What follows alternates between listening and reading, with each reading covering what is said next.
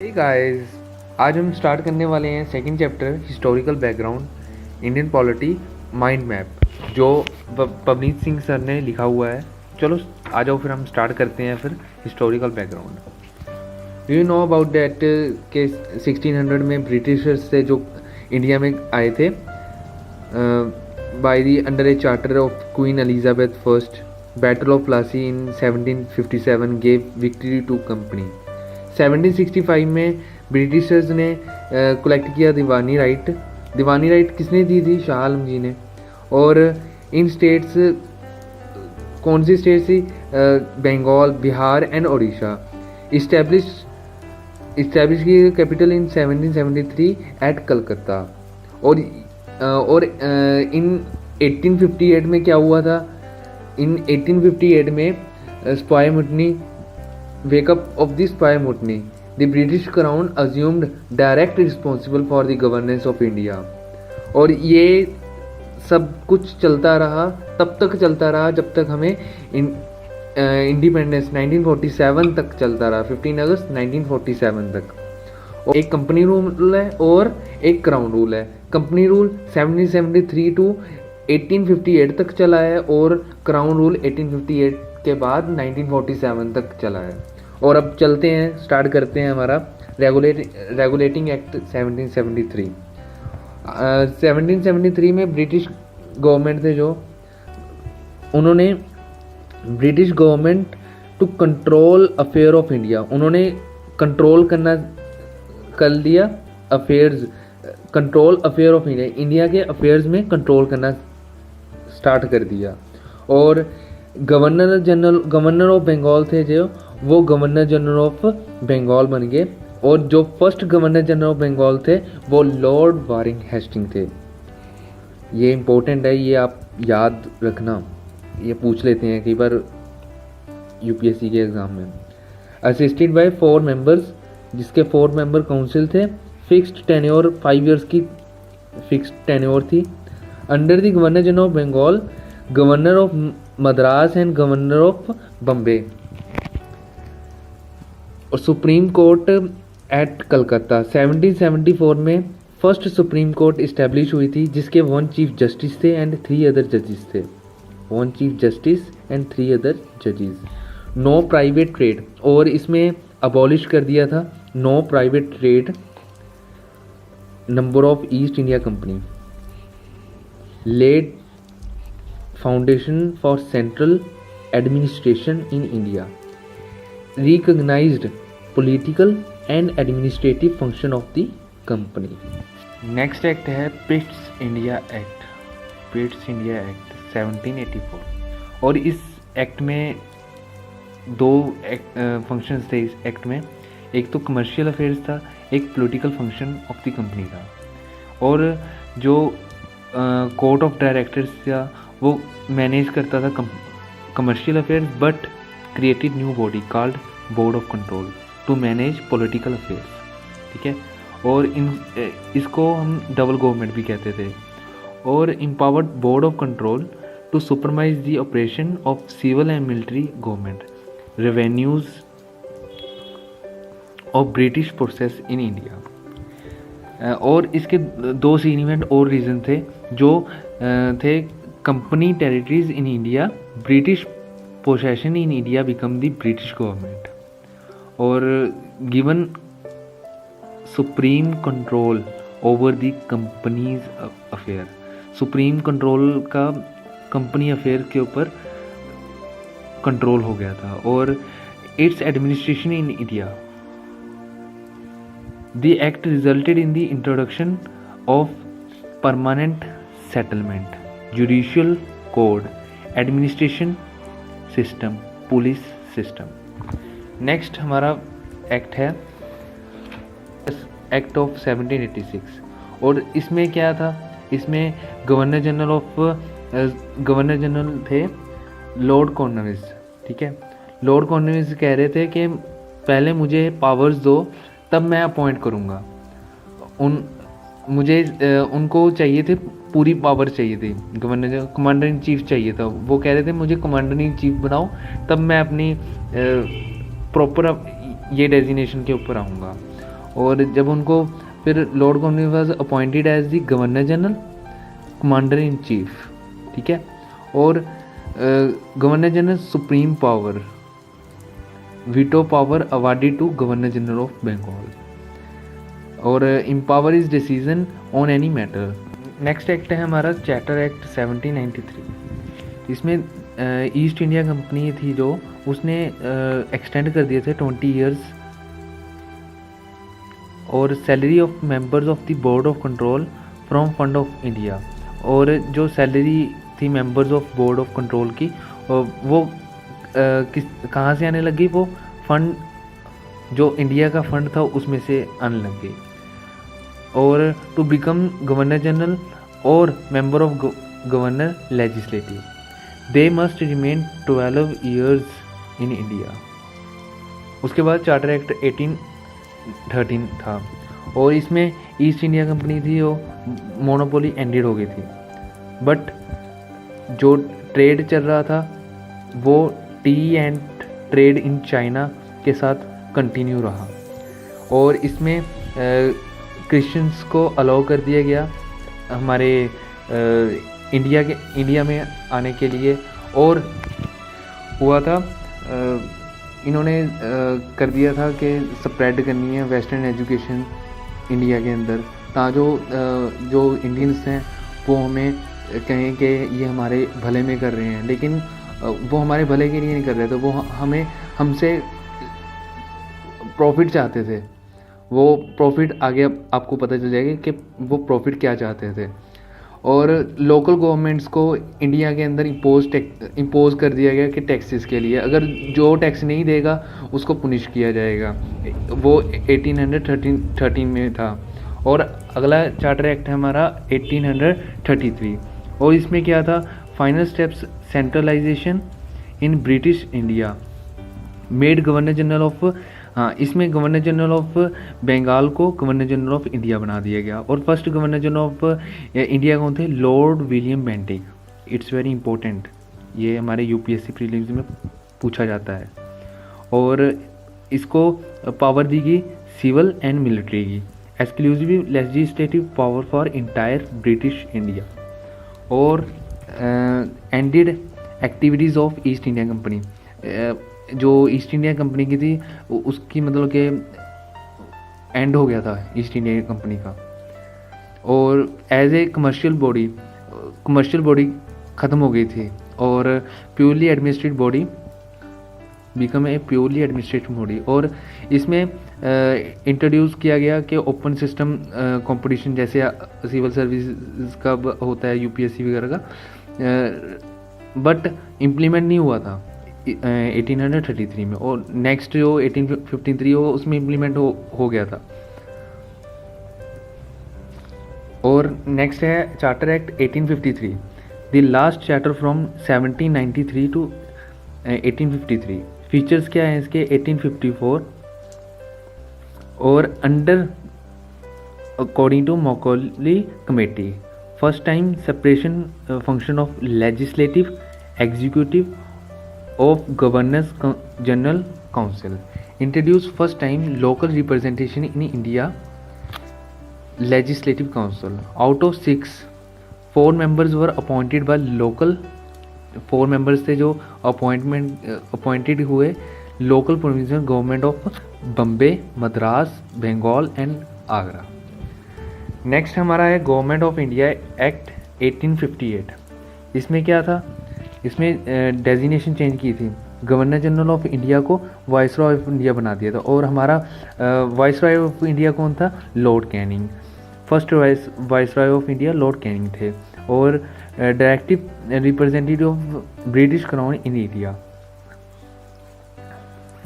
और इसमें double government ख़त्म कर दी गई थी, और by abolishing the board of control और कोर्ट ऑफ डायरेक्टर्स इसमें ख़त्म कर दिया था। और इसमें क्रिएटेड न्यू ऑफिस स्टार्ट कर दिया था। और हाँ, एक और बात, 1858 को हम गुड गवर्नमेंट भी कहते हैं इसको हम क्रिएटेड न्यू ऑफिस, इसमें secretary of state for India create कर दिया गया था। और कंप्लीट अथॉरिटी, प्रॉपर अथॉरिटी दे दी गई थी control over Indian administration, establishment of 15 members, जिसमें 15 मेंबर्स की इस्टेब्लिशमेंट की गई थी। Council of India to assist secretary of state for India, also chairman of council. Largely confined administration machinery by which Indian government to be supervise and control in England. Terms act आगे ना, term मैंने आपको बताया था, terms and act as a good government for India. आगे था, आगे next है the Indian council act 1861। It's very important act. ये प्रीलिम्स में और मेंस में भी पूछा जाता है कई बार।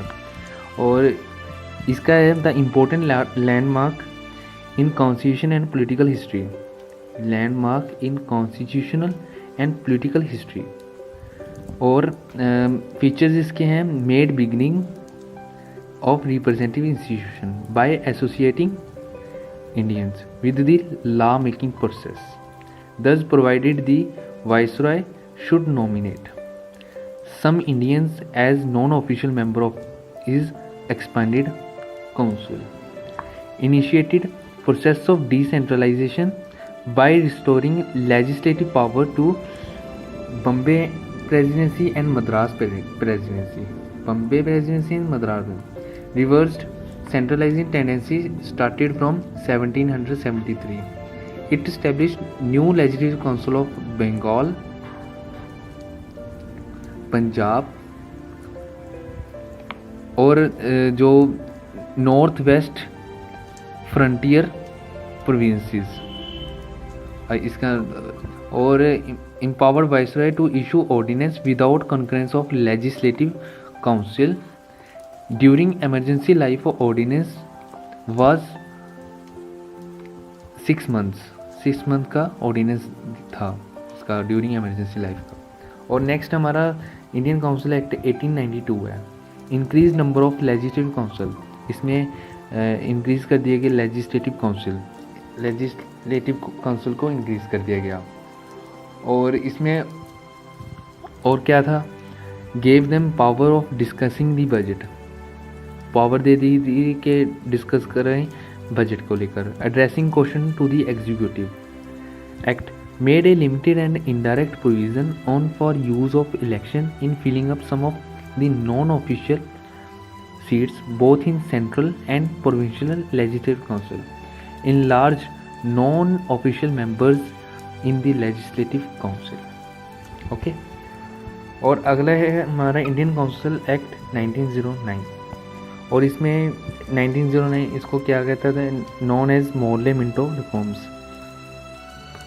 Increase size of legislative form from 16 to 60 का हो गया था, बोथ सेंट्रल एंड प्रोविंशियल।